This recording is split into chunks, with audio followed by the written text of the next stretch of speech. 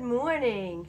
Here I am, coffee time with Janet. Good morning. Today I am physically, I'm in Lambertsville, right across the river from New Hope, Pennsylvania. And I can honestly say to you, my body is still halfway across the Atlantic Ocean. I haven't fully recovered with my jet lag, but I'm having the most amazing time here in Pennsylvania and southern New Jersey. So what I want to talk about is this weekend, my cousin's son, we were at a family party, and my cousin's son is in second grade, and he wrote a book. And he said, "Do you want to read my book?" And I was like, "Yeah, I'll read your book."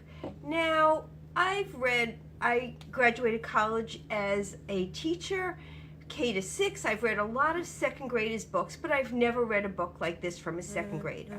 The first thing is that he had a really intriguing title, The Murder at Someplace. But more important than that, it says on the front, Episode 1 of the Murder Mystery Series. Not only did he know that this was his first book of this series, but he made it into a series. It wasn't like the first book. He wrote out 8 pages, and I started to read it, and he had some spelling errors. Good morning. He had some spelling errors, and I said, let me just correct this. And he said, no, my sister corrects the grammar and spelling later. She'll edit it for me. Me being the kind of person I am, I'm like, no, let's just correct this one mistake. And then the second mistake came. The word was worried, and he spelled it W-E-R-I-E-D. And I was like, no, let's just correct it. And he said, okay, but this is the last time because my sister will edit it. And I finally got his message. And I think that's the first lesson that I learned from him, was that I get so caught up on the details. But he was wanting me to read the content, not the details. But I got stuck on the spelling errors. When I finally got through that, I started to read his story. And what was so interesting to me is his story not only had a plot, it had a build-up, it had different perspectives, it had mystery. He's in second grade. He had all these aspects of the story. Now, when I am tired and jet lagged and all the things that I feel right now, my story has one dimension. It was really eye-opening to me to see how to add new dimensions to your story so that it's not just one perspective.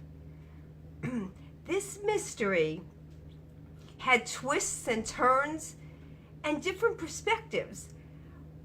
It was so amazing to me that so many times I become a victim of my one-sided story.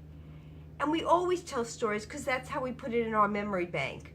But we have the ability and the right to rewrite it, make another draft, edit it, do whatever we want to remember our story. Because it doesn't matter. The truth of his story, the truth of my personal story, is in my control, and I get to create how I look at it. What a wonderful reminder it was that I can edit. I can edit my story. If things didn't go exactly the way I wanted them to go, I get the chance to edit it.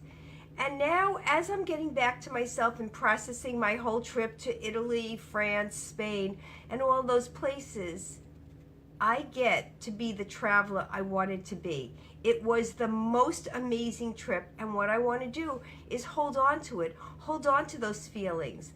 I felt young and free. I left my life for a few weeks and really absorbed the food, the culture. It was so unbelievable. It's worth the price of jet lag of coming back. And now, of course, I'm on another trip. And now I have to make sure that I'm here, that I'm in this place, that I'm not still thinking about the past, rewriting that story, that I'm absorbing this story, that I'm absorbing this moment. last night there was like a mix-up at this hotel, and I went downstairs and there was a bride and groom that had booked the bridal suite, and there was no rooms left in the hotel. And the bride is sitting there with her dress. She's tired. The groom is there. And all these people came down to help her.